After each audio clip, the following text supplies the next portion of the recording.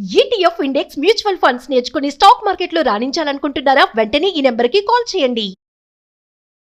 Hello నమస్తే, welcome to సుమంతి. ప్రస్తుతం మనతో పాటు స్టూడియోలో motivational speaker and personality development coach Ram మెట్టు గారు ఉన్నారు. వీరితో ఈరోజు కొన్ని విషయాల గురించి మనం చర్చిద్దాం. హలో రామ్ గారు, నమస్తే. నమస్తే అండి. ఇప్పుడున్న రిలేషన్షిప్స్ కావచ్చు, ఇప్పుడున్న జనరేషన్లో లవ్ అనేసరికి ఎవరికేం అర్థం అవ్వట్లేదు. అంటే లైక్ కన్ఫ్యూజ్డ్ ఉన్నారు.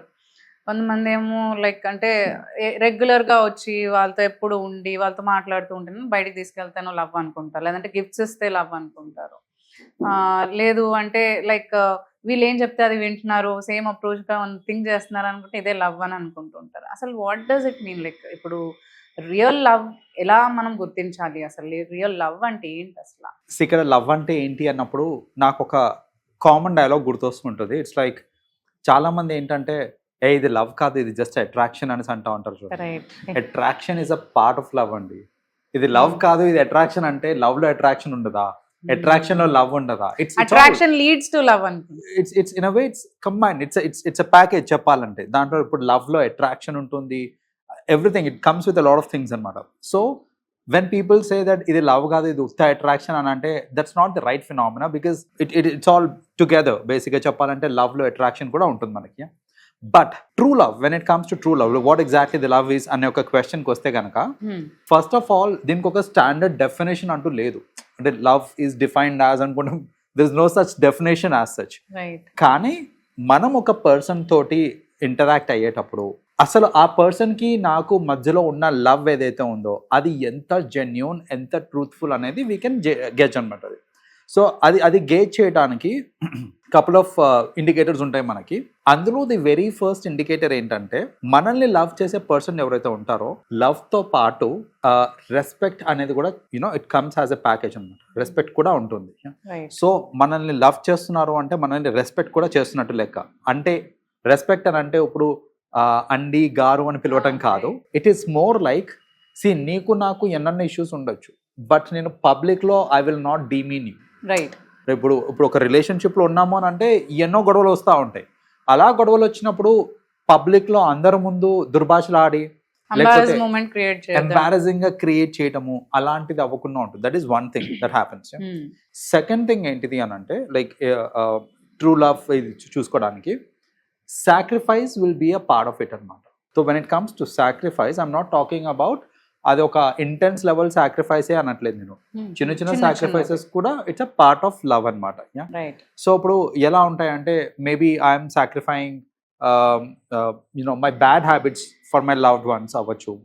స్మోకింగ్ అలవాటు ఉంది, డ్రింకింగ్ అలవాటు ఉంది, బట్ మై లవ్డ్ వన్ తనకు ఇష్టం లేదు అని చెప్పినప్పుడు I will give it up. So అలాంటివి కానీ అలా ఏదో ఒక సాక్రిఫైస్ అనేది కనిపిస్తూ ఉంటుంది అన్నమాట మనకి. థర్డ్ థింగ్ ఏంటంటే కన్సర్న్ అనేది కనిపిస్తూ ఉంటుంది మనకి. అయితే ఇక్కడ ఈ కన్సర్న్ అనే విషయం దగ్గర చిన్న క్లారిటీ ఇవ్వాలనుకుంటున్నాను నేను. కన్సర్న్ అంటే ఏంటంటే చాలా మంది రిలేషన్షిప్ లో ఉన్నప్పుడు టైం కుదరకపోయినా, అడగాలని అనిపించకపోయినా, టైం ఏంది కదా అనేసి టిఫిన్ చేసావా, తిన్నావా, ఆల్ ఓకేనా, ఏంటంటే తిన్నావా పన్నావా ఫర్ ద సేక్ ఆఫ్ అని అడుగుతూ ఉంటారు చూడండి. అది కాదు. దట్ ఎందుకంటే అడగకపోతే నా మీద కన్సర్న్ లేదేమో అనుకుంటది అనే క్వశ్చనింగ్ వస్తుంది అక్కడ. సో ఇప్పుడు నా కన్సర్న్ నేను చూపించాలి కాబట్టి అడగాలి. మళ్ళీ ఏదో గొడవలు ఎందుకు అవుతాయి, ఆర్గ్యుమెంట్ అవుతుంది, ఏదో ఒకటి అడిగేస్తే అయిపోతుంది కదా అని అండ్ అడగడం మర్చిపోయారు అనుకోండి, సాయంత్రం అదే విషయం మీద గొడవ అవుతుంది. నేను అసలు తిన్నానా లేదా కూడా పట్టించలేదు నీకు అనుకుంటా, లైక్ దాని మీద ఇది అవుతుంది. సో చాలా మంది ఏంటంటే ఇప్పుడు I see this in the married couples అండి, న్యూలీ మ్యారీడ్ కపుల్స్ కానివ్వండి, లిటిల్ ఫ్రెష్లీ ఇంటూ ఇట్. వాళ్ళందరూ ఏంటంటే మధ్యాహ్నం కాగానే వైఫ్ ఫోన్ చేసి హస్బెండ్కి, ఆర్ హస్బెండ్ వైఫ్కి ఫోన్ చేసి తిన్నావా అని అడగడము, ఏం చేస్తున్నావు అనడం, సాయంత్రం టీ తాగావా అని అడగడము, మార్నింగ్ బ్రేక్ఫాస్ట్ ఆఫ్ కోర్స్ ఇంట్లో అవుతుంది, అదర్ కాలేదు ఉంటే కనుక దాని గురించి అడగడము. సో అలా ఏంటంటే ఇవన్నీ అడిగే ప్రాసెస్లో నేను ఎందుకు ఇది క్లారిటీ ఇస్తున్నానంటే ఈ ప్రాసెస్లో అనవసరంగా చిరాకు పెంచొద్దు. కొందరికి ఏమవుతుంది అని అంటే వైఫ్ హస్బెండ్ ఇద్దరులో ఎవరో ఒకరు సీరియస్ మీటింగ్లో ఉంటారు. సీరియస్ మీటింగ్లో ఉంటామంటే సడన్గా కాల్ వస్తుంది. ఇక్కడ అదేంటో అనుకొని కాల్ అయితే చూస్తే తిన్నావా అని ఉంటుంది. So I get frustrated. అరే నేను సీరియస్ పని చేస్తున్నాను, సీరియస్ మీటింగ్లో ఉన్నాను, so this call is all about తిన్నావా అనేసి అని అంటే ఐ మే గెట్ ఫ్రస్ట్రేటెడ్. ఇనీషియల్గా మంచిగా అనిపిస్తుంది మనకి, but eventually when we move forward ఇలాంటివన్నీ ఏంటంటే ఇది ఫార్మాలిటీస్ అని మనకు తెలుసు. అండ్ ఈ ఫార్మాలిటీస్ వల్ల ఇరిటేషన్స్ కూడా అండ్ వస్తా ఫ్రస్ట్రేట్ ఉంటాయి. అవ్వగానే నేను తిందామా అని అడుగుతుంటే నా మీద ఫ్రస్ట్రేట్ అవుతున్నావు ఏంటని కూడా వస్తుంది. ఇలాంటి క్వశ్చన్ ఇప్పుడు తిన్నావా అని అడగగానే నేను మళ్ళీ చేసాగు అని పెట్టేసాం అనుకోండి ఇక్కడ మళ్ళీ చేసాగని పెట్టగానే అవతల కోపం వస్తుంది. నేను ఇంత కన్సర్న్తో అక్కడ కన్సర్న్తో చేస్తారా ఇలా పక్కన పెట్టండి. నేను తిన్నావా అని అడిగినప్పుడు మళ్ళీ చేస్తాగని పెట్టేస్తారు. అంటే they should understand that people will be busy అనేసి. సో ఈ కన్సర్న్ చూపించడం అని అంటే తిన్నావా పనుకున్నావని అడగడం కాదు, concern in various other ways.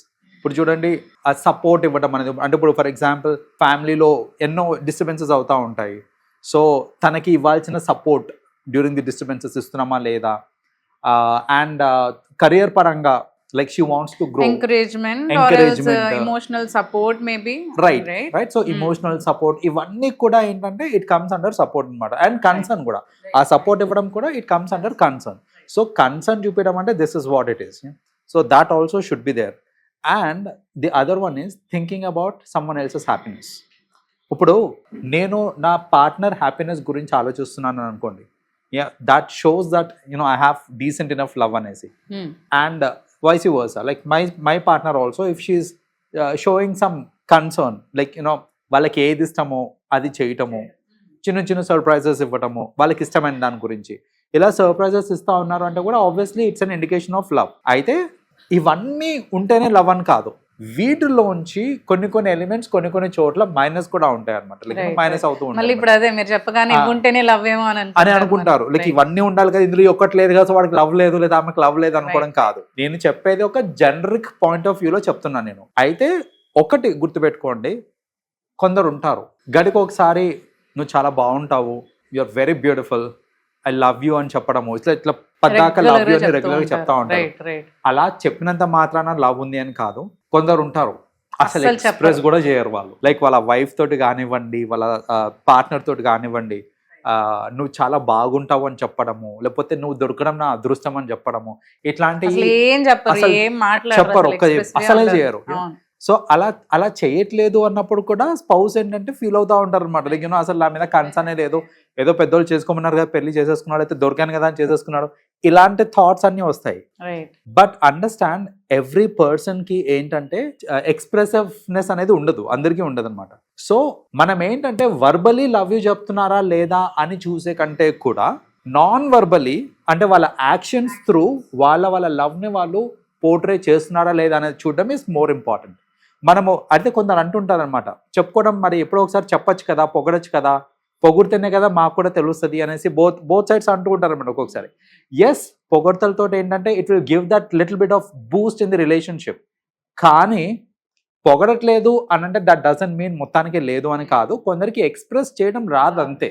So అలా ఆలోచించుకొని ఏంటంటే మన ప్రైమరీ అసలు ఒక పర్సన్ మనల్ని లవ్ చేస్తున్నాడా లేదా అనేది యాక్షన్స్, వర్డ్స్ కంటే కూడా యాక్షన్స్ మీద డిపెండ్ కాండి. యాక్షన్స్ చూడండి, త్రూ యాక్షన్స్ కన్వే అవుతున్నాయి అని అంటే you should be lucky enough.